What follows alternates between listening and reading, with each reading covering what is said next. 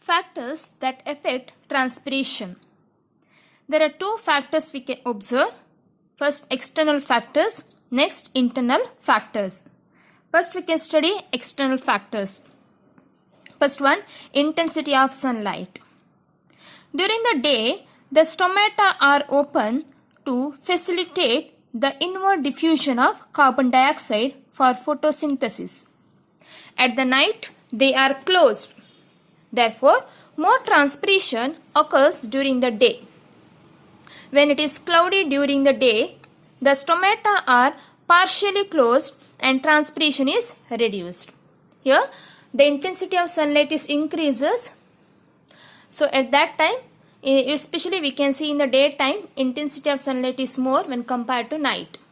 So, daytime photosynthesis process takes place. It requires the carbon dioxide. The carbon dioxide enters inside the leaf through this stomata. So that's why during the daytime, stomata is always in open condition. So exchange of the gas takes place. Along with the gas, the water will also come out in the form of water vapor through the stomata. But at night, there is no photosynthesis process.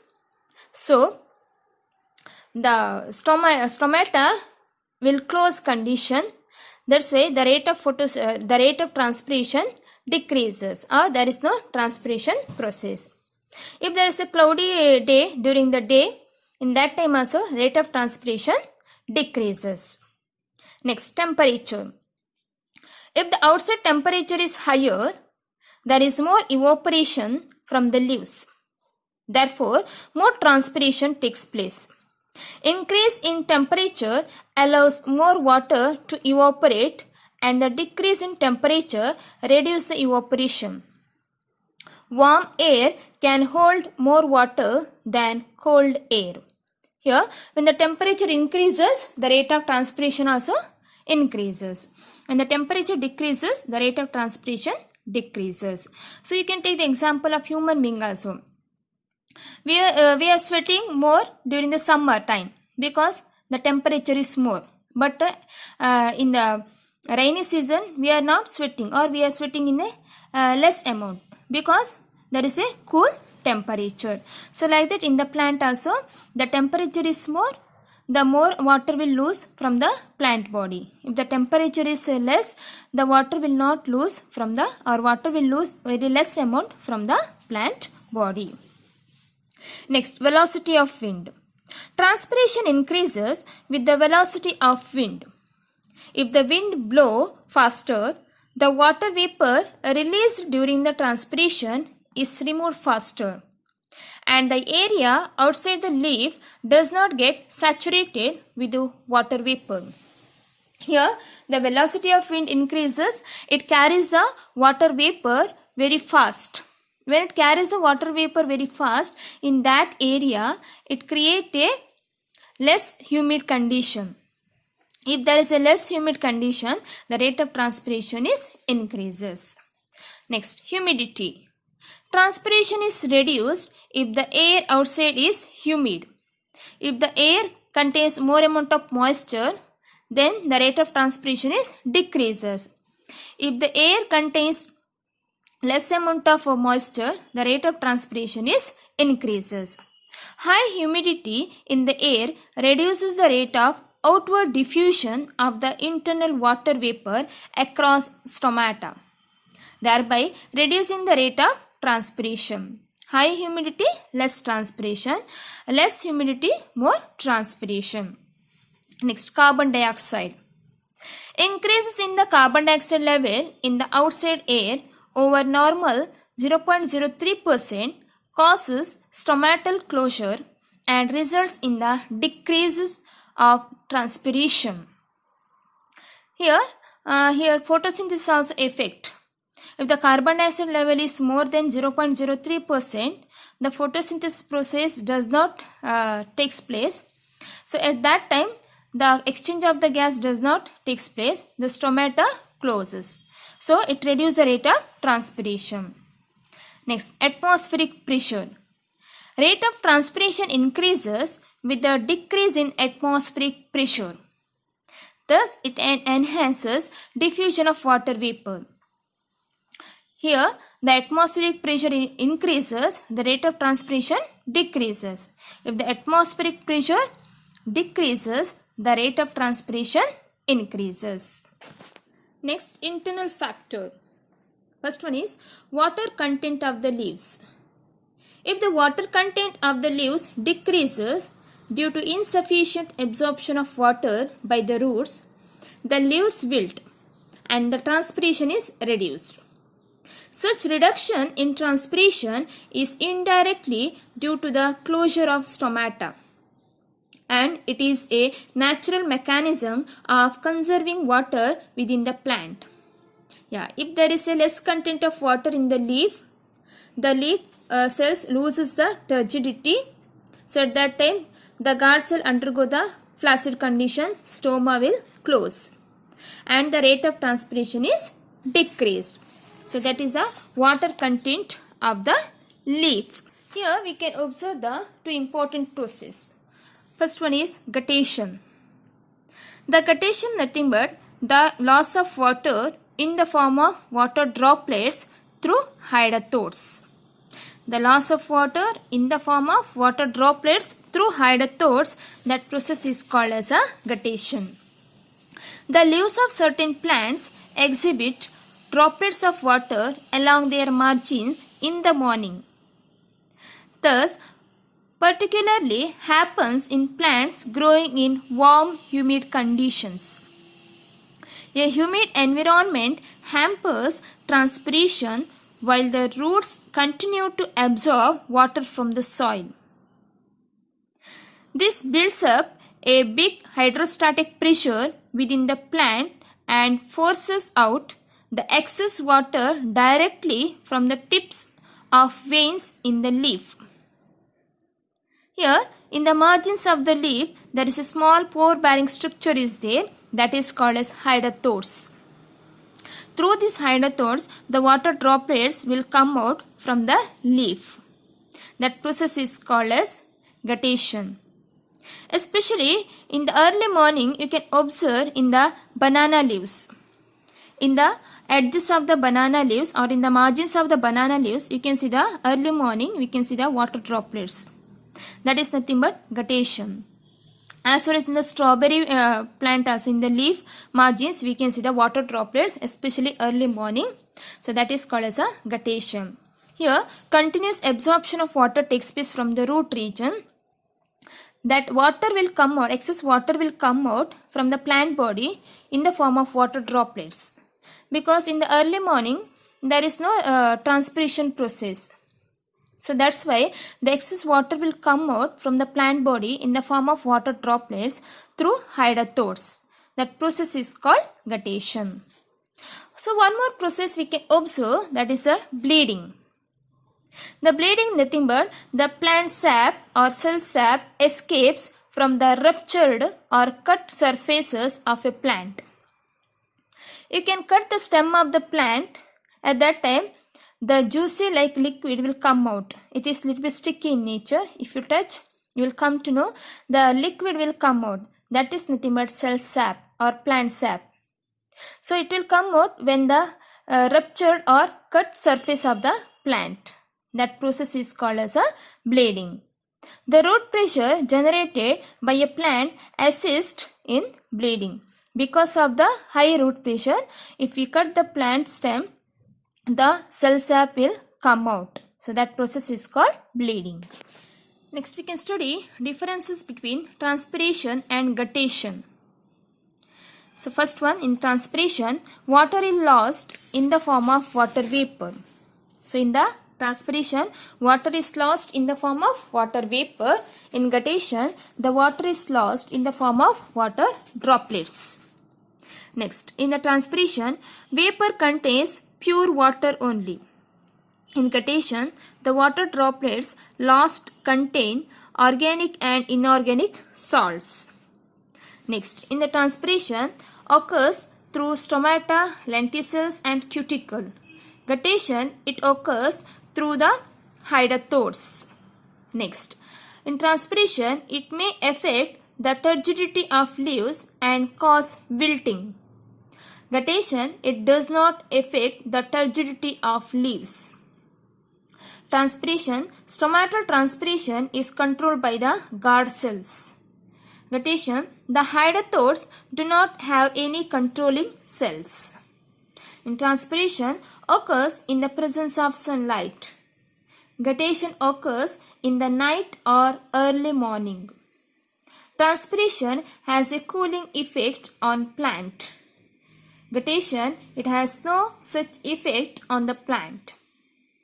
Transpiration occurs in dry conditions. Guttation occurs in humid conditions. Transpiration causes negative root pressure. Guttation occurs when there is a positive root pressure. Transpiration, excessive transpiration causes wilting. Excessive guttation does not cause wilting. So these are the major differences between the transpiration and guttation. Adaptations in plants to reduce excessive transpiration.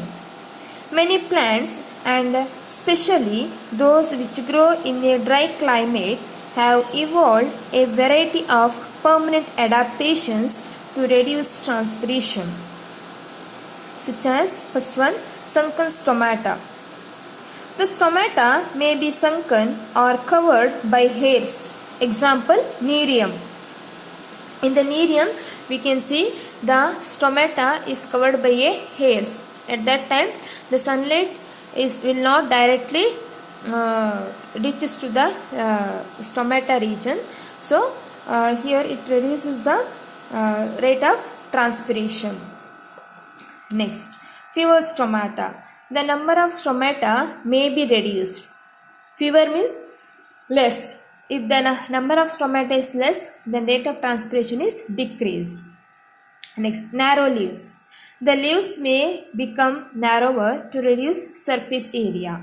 If the broad surface area, the more the leaf will absorb more sunlight, more transpiration takes place. If the leaves are narrower in size, at that time the leaf will not expose to the sunlight directly, because if narrow leaf, it will bend. That's why all the surface of the leaf will not directly expose to the sunlight, so rate of transpiration is reduced. Next, reduced exposed surfaces. In some cases, leaves may get wavy or rolled or folded to reduce exposed surface. Sometime in some of the leaf you observed midday also. So leaves will roll up, because to reduce the rate of transpiration. If the leaves are rolled up, it reduce the exposed surface to the sunlight, the rate of transpiration is decreased. Next, loss of leaves. In some cases, leaves may be dropped or may be absent or changed into spines.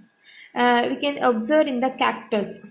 Here the leaves are modified into spines, especially those are living in the desert area, the plants which are in the desert area. So in there we can see the leaves are modified into spines, because to maintain the water content in the plant body. Next, thick cuticle. The leaves may be covered by thick cuticle. If there is a cuticle is very thick, and then at that condition cuticular transpiration is reduced. Example, banyan tree, we can see in that leaves it has a thick cuticle, and most evergreen trees also, so it has a thick cuticle. I can observe anti-transpirants. Anti-transpirants are nothing but it is a chemical. It is used to reduce the rate of transpiration in plants. They are sprayed on the stem and leaves of the plants to reduce the rate of water loss. Often used by farmers in drought situation, anti-transpiration protect evergreen from dry winds and climate. There are two types of antitranspirants. One is metabolic inhibitors and is the film forming antitranspirants. So examples for these antitranspirants are silicone, oils, waxes, aspirin, phenyl mercuric acetate, it is called as PMA, as well as the ABA, abscisic acid. So these are act as anti-transpirants. Next, importance or significance of transpiration. First one is temperature balance. Transpiration helps in cooling the plants during hot days. It reduces the temperature of leaves and of the entire plant. Yeah, especially in the summer season, if you go under the tree, we can feel the cooling effect. Because if the temperature increases, transpiration also increases, and it keeps its surrounding very cool condition. Next, ascent of sap. Transpiration creates a suction force at the top of the plant. This is help in the rise of sap and its concentration in the leaves. The osmotic pressure in the leaves increases, causing the water to be pulled up. This finally leads to absorption of water from the soil by the roots. Here, ascent of sap means upward movement of plant sap. Because of transpiration, the scarcity of water content takes place in the upper part of the plant body. So, it helps to move the cell sap or water content to the upward direction. Next, mineral salts and water distribution. Transpiration is responsible for absorption of water from the soils. Along with the water, essential mineral salts are also absorbed. The water and absorbed mineral salts get distributed throughout the plant by suction force. So I already said, through the transpiration, when it loses the water and minerals, it has to replenish the water and mineral content. So that's why in which part of the plant lose the water and minerals, in that part of the plant will get again water and minerals. Next, climate control. Transpiration releases water to the atmosphere. A single apple tree loses approximately 30 liters of water per day. Due to transpiration, this cools down the environment. So, because of the more transpiration, it keeps our environment in a cool condition. You can go to the forest, you can feel very cool condition because more trees are there and shows the more transpiration. So, it keeps its surrounding in a cool condition. Next, removal of excess water. Roots of a plant often tend to absorb more water than they require. This excess water is removed from the plant by way of transpiration. Trees in the forest add moisture and humidity to the air as a result of huge quantity of water that is lost through transpiration. This increases the moisture in the atmosphere, brings more rains and maintains the climatic cycle. Because of the tree or because of the forest, we will get the rain. So, forests contribute in bringing the rain. Next, prevents drying up. Water evaporation from the leaf surface leaves behind hygroscopic salts which have the ability to absorb moisture from the environment and do not allow the plants to dry up. So, because of presence of moisture in the atmosphere, it prevents the drying up of the plant or plant body. Next, it increases the sugar content in fruits. So, these are the main significance or importance of transpiration. Next, disadvantages of transpiration. First one is wilting. Here, wilting nothing but the shrinkage in the volume of water in plant cells resulting in the loss of turgidity due to excessive transpiration is called wilting. Excess transpiration often leads to more moisture loss than has been absorbed by the roots of the plants. This leads to the plant wilting and drying. here wilting means the shrinkage of the plant cell takes place. Shrinkage means the cell loses its turgidity. Because of loss of water, the cell loses its turgidity, and the cells undergo in a shrinkage condition, that is called as a wilting. So especially in the midday day, you can observe some of the plants, it will wilt because it loses the turgidity of the cell. And when it again absorbs the water, and cell will again come to the turgidity condition, and it will again become to the normal condition. Next, stunted growth.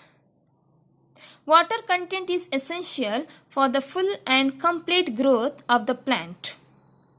Water provides turgidity to plants, allows photosynthesis, and facilitates the movement of minerals and food in the plant.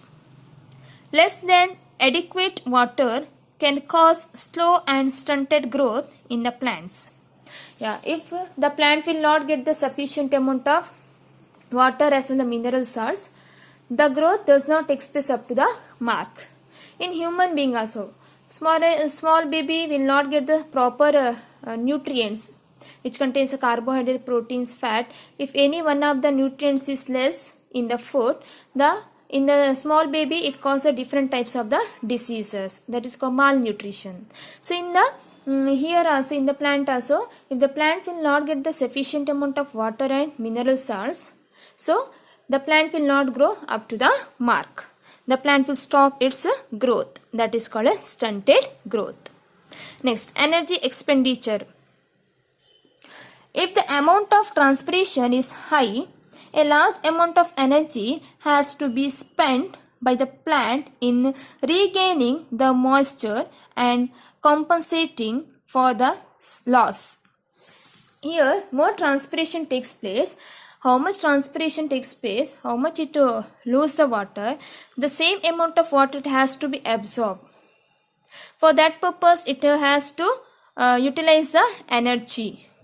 So that's why if the more transpiration takes place, it has to spend more energy to absorb the water. So this is the energy expenditure. In these lessons, we have studied the meaning of transpiration, as well as some of the important experiments related to the transpiration, and factors which are affecting the rate of transpiration, and kinds of transpiration: stomatal transpiration, cuticular transpiration, and lenticular transpiration, as well as its importance of transpiration and disadvantages of transpiration. So these all things we have studied in today in this chapter.